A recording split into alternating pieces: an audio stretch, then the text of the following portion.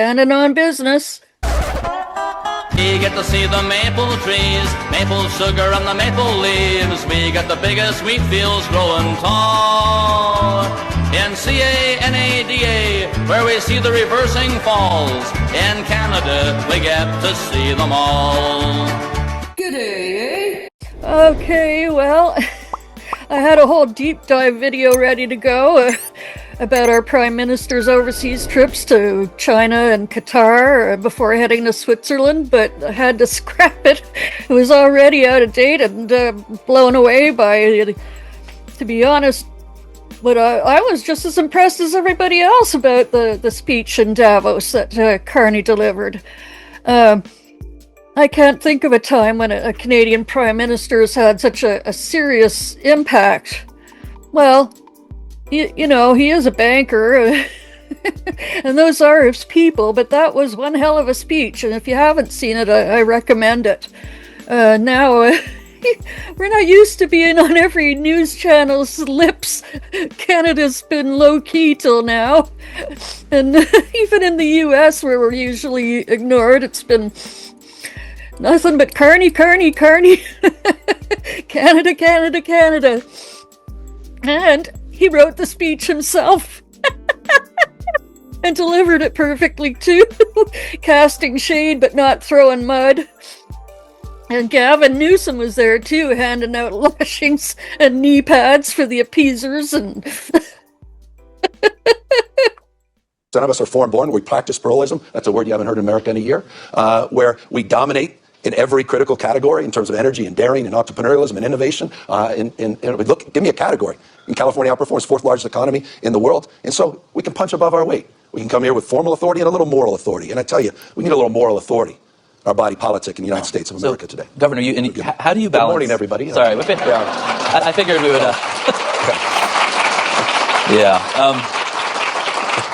You're a tough interview, Governor. By the way, I'm not kidding. They're the new Trump signature series knee pads. And they are available online. I told you the last one sold out. And it was Canadian Prime Minister Mark Carney the day before who talked about, I don't know, in large terms, the middle powers, everybody except for China and the U.S., really had to adapt permanently to a world without American leadership. I guess I wonder, that's in some sense a pretty anti-American point of view. That's a view that America is gone from the world stage, that whether the next president is J.D. Vance, Gavin Newsom, somebody else, this isn't a deviation, as you said, this is permanent. Well, do you buy that? Do you buy Carney's point of view? I felt there was moments, and forgive me, I should be cautious making this statement, I don't want it to be overanalyzed, but when I was listening to the EU president speak, there were moments where I said, that used to be us. I remember that. So am I surprised by what Carney did? Quite the contrary. I had more leaders from the United States quietly send me, not publicly, not us saying it publicly, the transcript of that speech saying, wow. They were, got in Trump's head yesterday, he brought it up. You know everything about Trump because it's what's not in the teleprompter. It tells you everything you need to know about where Trump's head is on things. It was incredibly effective. The markets were more effective. Markets. It's not Mother Nature. Thought the most powerful force on earth was Mother Nature, but it's the markets, particularly the Trump administration. Combine that with the comments of Macron, combine that with the EU commissioner, but the clarity that came from Prime Minister of Canada. But the fact that he went to China, came back with a deal, started introducing low-cost, high-quality electric vehicles, not made in Michigan, Detroit, but overseas into Canada. It says everything you know about the recklessness of America's foreign policy. Everything you need to know. You know it intimately. But it's a remarkable thing to break down 80-plus years of alliances. It takes decades and decades to build trust in organizations, the architecture of that. It takes weeks, tweets, hours, minutes sometimes, to destroy it. Destruction is not strength. The Trump administration is weakness masquerading as strength. Gave Carney all due respect for getting in the old fucker's brain and under his peeling, bruised, rotting skin. Last week, Carney said he would consider joining the so-called peace board in principle with the priority of Gaza relief. But, Finance Minister Francois Champagne said, no fucking way are we paying $1 billion for the honor. And we aren't the only ones who are understandably skeptical of a peace meeting with Donsky's daddy Vladdy and his uncle Luka to shake them down. Prime Minister indicated that he agreed in principle that Canada has concerns about the governance and the decision-making process of the board structure as set out by the U.S. The United Kingdom, France, Germany, Italy, and Spain have expressed skepticism about the board, which will be chaired by Trump, and reserve spots for several autocratic world leaders, including Russian President Putin and Lukashenko. And of course, the big baby had a complete meltdown over the rejection on social media last night. Why he's now threatening and attacking Mark Carney. And it comes, I should say, as world leaders turn on him, which is what ultimately led to the posting meltdown. Why major U.S. allies aren't joining Trump's Board of Peace yet. Several key U.S. allies were notably not present at Donald Trump's Board of Peace charter signing ceremony in Davos, Switzerland. The international organization, which will be headed by Trump, aims to promote cooperation around the globe and carry out the Trump administration's 20-point Gaza peace plan. The countries who have agreed to join are Argentina, Belarus, Morocco, Vietnam, Pakistan, to name a few, but European countries did not sign on to the agreement. Donald Trump wrote on Truth Social once again his little letter, "Dear Prime Minister Carney, please let this letter serve to represent that the Board of Peace is withdrawing its invitation to you regarding Canada's joining what will be the most prestigious Board of Leaders ever assembled at any time. Thank you for your attention to this matter." Taking his ball and going home. And although the clicktator seemed to tackle on Greenland, I don't think he'll let it go that easily. Oh, hey, did you know that about Camp Century, the nuclear bunker in Greenland? It's let me see, it's a relic from the Cold War. There's an interesting short documentary about it on YouTube. Here's a clip of it. Is 1959. And you're a soldier living in an army barracks filled with around 200 people. You have what appears to be a well-rounded life. There's a church, a hospital, and of course, your living quarters. Every day you get up and go to work at the plant. Your fellow co-workers are conducting all sorts of experiments. At first glance, there's nothing all that remarkable about it, but something's off. For one, there isn't any daylight, and it's cold, very, very cold. The electricity that buzzes in the walls around you comes from a portable nuclear reactor. The water you drink is mined from a glacier. This army barracks is entirely underground in the middle of the Arctic. The US offered to buy Greenland in 1946 from Denmark because of its strategic significance. But Denmark declined at the time and said, we may owe a lot to the Americans, but I don't think we owe them the entire island of Greenland. You might even remember the country making a few small headlines in early 2025. President Trump is not giving up his efforts to buy Greenland from Denmark. Well, we need Greenland for national security purposes. And I think we're going to get it. One way or the other, we're going to get it. Greenland have been part of the Danish kingdom for 800 years. Mr. Trump, f*** off. Well, at home, most Canadians seem to approve of the results that Carney and other premiers achieved last week, with some exceptions. Doug Ford, who yells about Chinese spy cars, like Large Marge in her spy balloon phase, but he says nothing about the reputations of Tesla or Stellantis.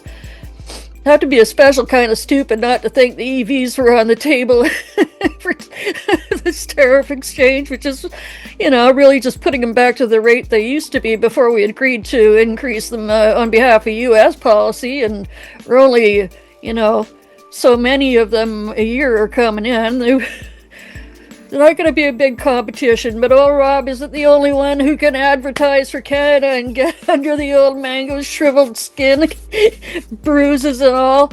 Maybe he's just jealous he's not the only one who can advertise for Canada and make Trump mad. Well, Carney's home now, where he delivered an address before the federal cabinet retreat in Quebec City. known as Canada's oldest city, where I've had the pleasure of attending the annual winter carnival with its mascot, the bonhomme du carnival. Monsieur le Premier ministre! Ah, salut bonhomme! Quel plaisir de vous revoir! Quelle grande joie pour moi! C'est une belle journée. Oui, pour être un bonhomme de neige. I'd like to welcome you. Oui, non, c'est un grand plaisir d'être ici, mais mon château. Ah oui, prêt, il construit tranquillement, mais ça va être prêt pour le 6 février. Le 6 février. C'est un honneur de vous rencontrer. Un grand plaisir. Et comme vous le dites si bien, c'est un plaisir et un devoir de vous accueillir chez moi. Merci pour le leadership. OK, merci. Hein? Mesdames et messieurs, cet endroit est chargé de souvenirs. Au XVIIIe siècle, deux armées se sont affrontées ici dans une bataille qui a changé à jamais le cours de l'histoire de ce continent. Lorsque la fumée s'est dissipée, les deux commandants Wolfe et Montcalm gisaient mourants, leur destin lié même dans la mort. La Nouvelle-France était tombée. L'Amérique du Nord britannique était née. Il aurait été facile, voire prévisible, d'en rester là.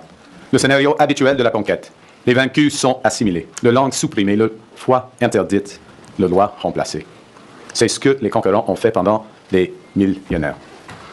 De la grande déportation des Acadiens, en passant par le rapport de Rome suite à la rébellion des Patriotes, certains ont cherché à imposer ce modèle, l'assimilation, la logique habituelle de la conquête. Mais finalement, ce n'est pas la voie que le Canada a choisie. Et pourquoi? D'abord, grâce à la résilience des francophones.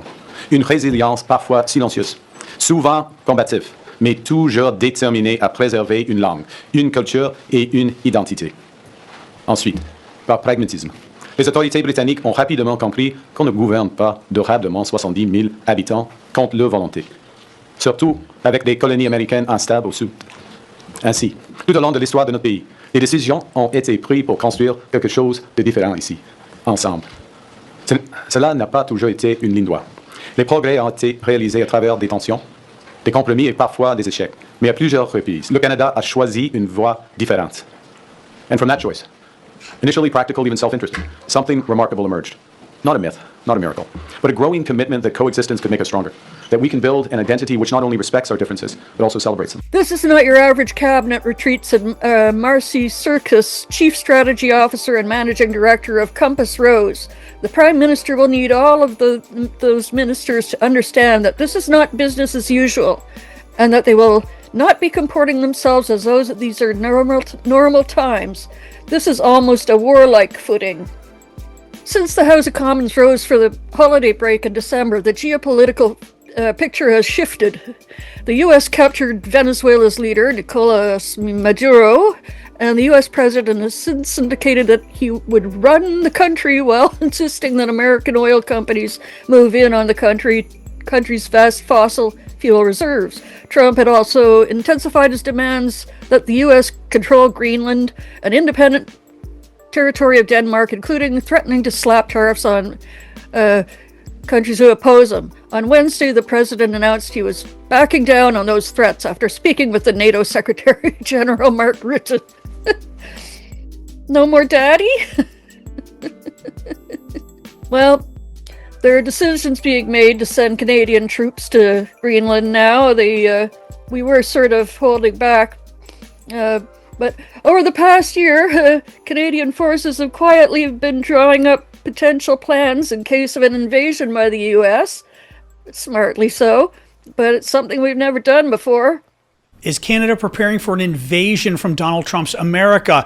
Kind of. According to the Globe and Mail, a Canadian paper, the Canadian government has at least plotted out a scenario that they've prepared for of a possible American invasion and plotted the Canadian response. Basically what they're going to do, they realize that the Americans will take over in about a week or two. They're planning massive guerrilla warfare on the order of what happened in Afghanistan, some degree also what happened in Iraq, to inflict as many casualties on Americans as possible. This is insane, guys. I mean, I want to read you this. Canada does not have the number of military personnel or sophisticated equipment needed to fend off a conventional American attack, so the military envisions unconventional warfare in which small groups of irregular military or armed civilians would resort to ambushes, sabotage, drone warfare, or hit-and-run tactics to impose mass casualties on U.S. occupying forces, and then it looks forward to the Brits and the French, who have nuclear weapons, to come to their aid. This is how bad things have gotten under Donald Trump and the Republicans. And recent polls show that Canadian enlistment in the forces is up by 55%, with pay increases and other benefits being offered, improving housing and such, which badly needed to be done regardless. And the 300,000 Citizens Army being discussed is now the 400,000 Citizens Army.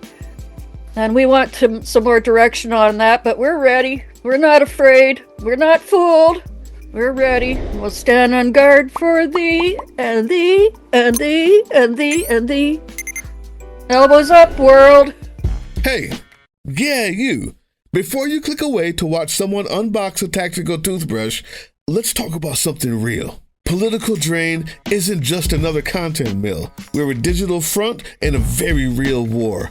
Not with bullets, but with ideas, with action, and with solidarity. We pair urgent news with critical education. And we build community around actual resistance, not the hashtag kind.